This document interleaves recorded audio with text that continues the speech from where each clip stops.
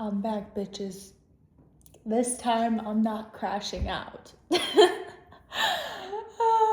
So, all of these videos have been filmed.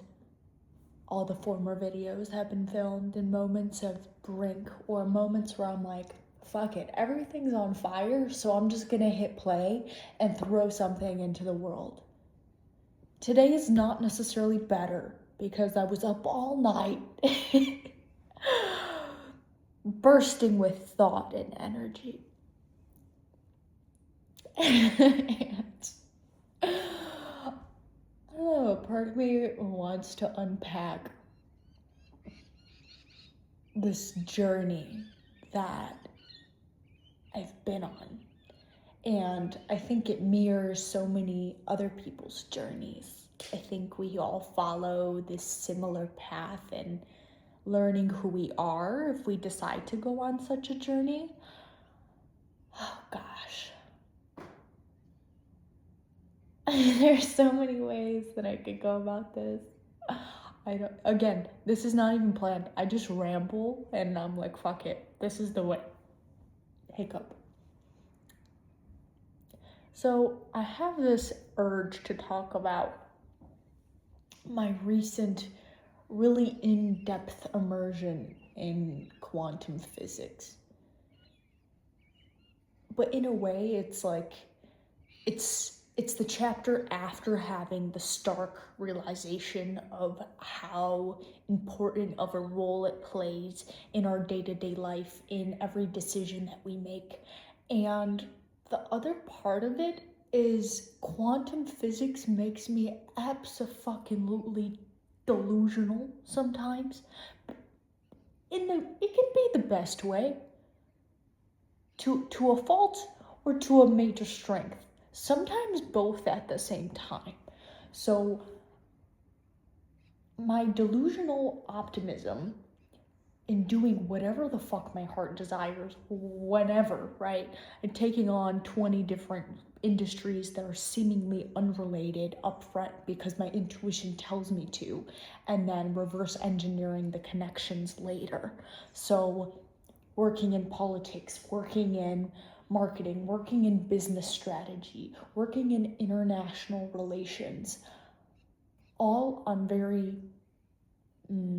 one-dimensional kind of paths, as in I was always coming up with some bullshit title in order to get into a room and just gain information. Like, if there was moments where I wanted to know more about an industry, and starting so early and not having foundation and ultimately like not being firm in identity meant I made my fucking identity.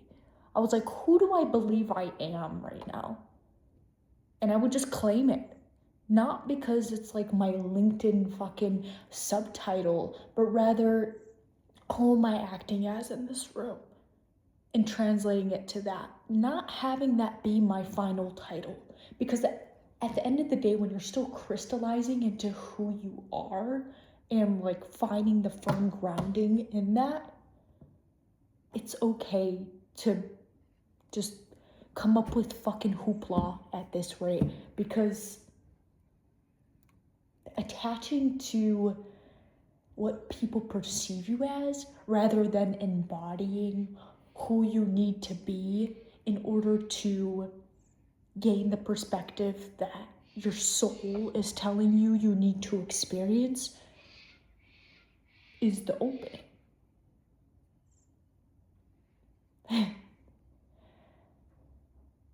And a part of me just got pulled into this side thought of everything that I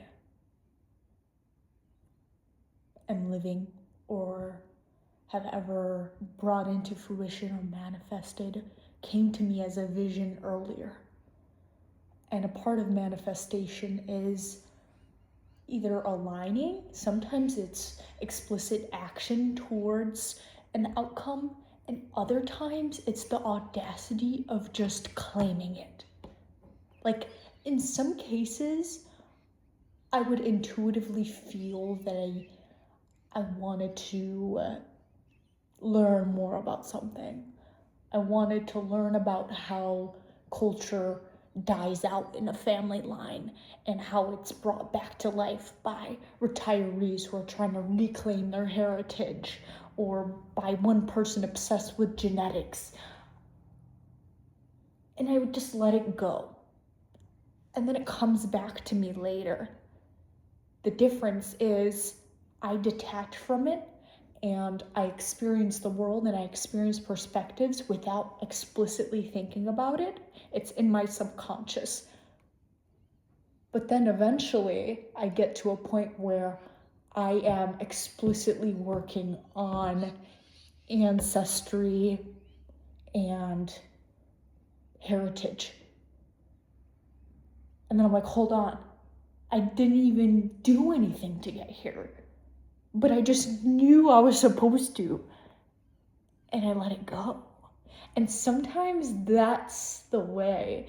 And it feels contradictory in a very patriarchal society where you're told, do, you have to make action and make a choice and do and make and do and create and do it. And I found my life is so much more graceful for me when I release it. And it all works out better than I could ever imagine. I don't think that's an excuse to being, I don't know, complacent or not doing anything, but there is a big fraction of business, of professional development of any sort, that relies on intuition. And the dialogue of that being a major component to how we unfold as people and how we unfold as in our divine destiny is something incredibly crucial. Yet, we don't have a system, right? I don't know if there's an answer to that. But rather, I speak this into existence because it's always a facet that I want to protect and keep alive in some way in the work that I do. Because the second I feel like I slip into just systemic thinking, there's a detachment from the inner calling, the higher kind of alignment with the world around me.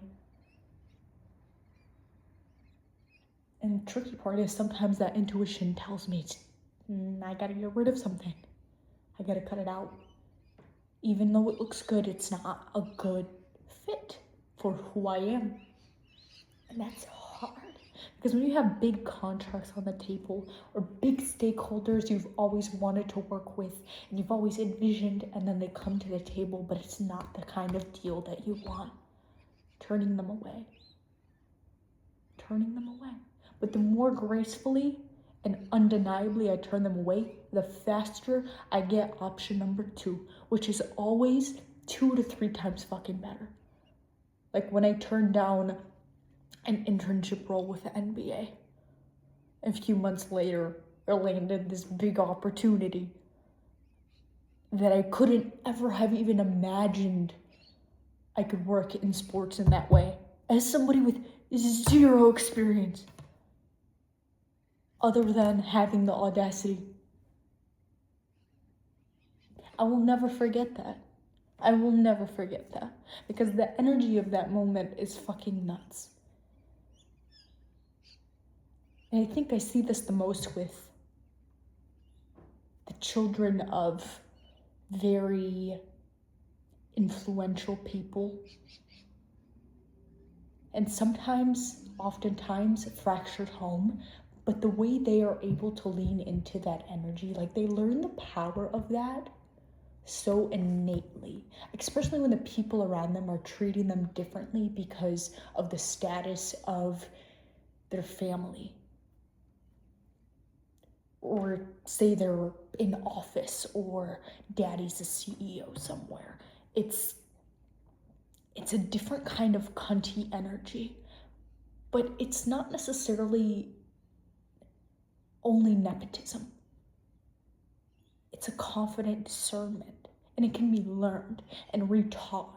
And the thing is, when you don't come from that, you're able to tap into it from a different approach. So you have a competitive advantage, because for you to acquire that level of confidence is tremendously harder than somebody who grows up their whole life with that confidence. There's a different kind of refinement into that. And ultimately, it's like the theology of life, that pressure creates diamonds in this world, that our struggles, our barriers ultimately can all be alchemized into this next thing.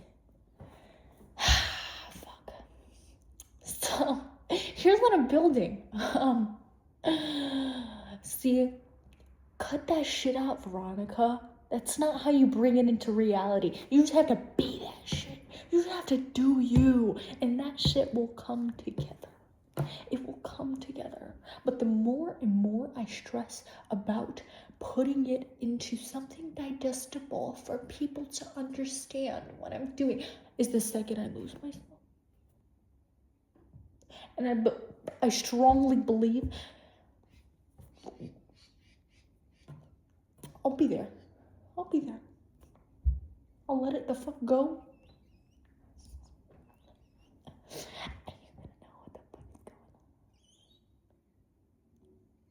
And I'll probably do it gracefully too. I'm sure there's a way to integrate both of it, of like, here's what I've done in a very legit way, in a very corporate savvy way, and here's my rebellious fuck you of that version.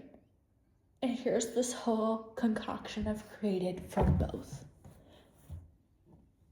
Bite me. Thank you. This is me with my raspberries. It's like 2 p.m. I haven't slept because I'm trying to readjust my sleep schedule. So, yeah, and I'm gonna go skiing in New Zealand next week. Amazing time. Peace out.